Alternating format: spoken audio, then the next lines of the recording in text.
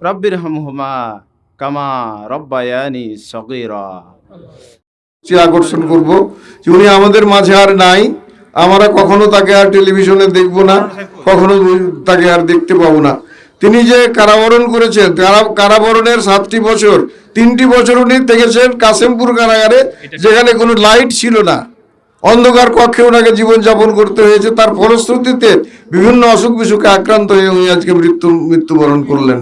এবং উনি বিদেশ যাওয়ার জন্য বহু চেষ্টা করেছেন প্রাণে বাঁচার জন্য, কিন্তু আমাদের বাংলাদেশের মানুষ চেষ্টা করেও হাসিনার কোনো কাজে সাড়া পায়নি, কোনো বিদেশে ট্রিটমেন্ট করতে পারেননি। আপনারা অধৈর্য হয়ে গেছেন।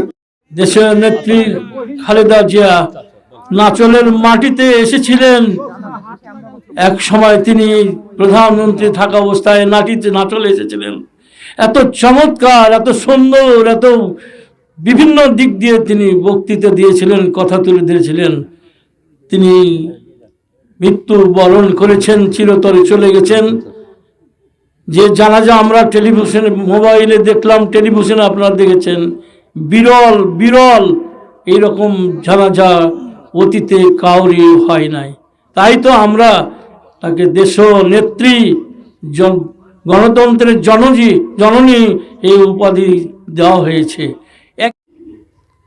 আজকের এই দিনটি সারা বাংলাদেশের জন্য একটি কঠিন এবং করুণ দিন।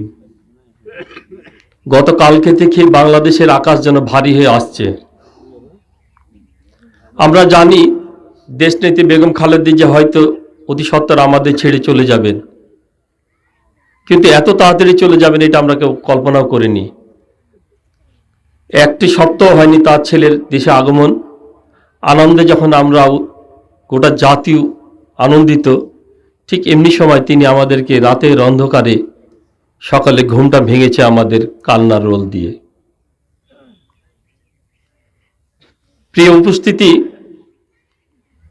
আমরা যারা 90 সালের স্বৈরাচার বিরোধী আন্দোলনে নেতৃত্ব দিয়েছি উপজেলা পর্যায়ে, ঢাকায় দেশনেত্রী বেগম খালেদা জিয়া মাঝে 300 সিটের এমপি আসনের এমপি, আর মাঝে আমরা ছাত্র দলের নেতৃবৃন্দ। এই ছিল তৎকালীন বিএনপির অবস্থা। আমরা প্রতিনিয়ত সন্ধ্যার সময় দেশনেত্রী বেগম খালেদা জিয়ার কথা শুনতাম। উনি কি বলতেন, ওই কথা শুনে আমরা আন্দোলন সংগ্রাম করেছি। দেশনেত্রী বেগম খালেদা জিয়ার জানাজা হওয়ার কথা ছিল 2টায়, সেই জানাজা করেছে 3টায়। আপনারা কি খেয়াল করেছেন, দেখেছেন? একটু কষ্ট করেন, আমরা কথা বলবো না। খালেদা জিয়ার আমরা একটি অবদানের কথা আমরা শ্রবণ করেছি। আয় রব্বুল আলামিন, একটা অবদানকে তুমি সাদকাতুল জারে হিসাবে কবুল মঞ্জুর করে নি আল্লাহ। জান্নাতের সর্বোচ্চ মাকাম তুমি আল্লাহ দান করো। আয় রব্বুল আলামিন, তুমি জান্নাতুল ফিরদাউস তুমি নসিব করো।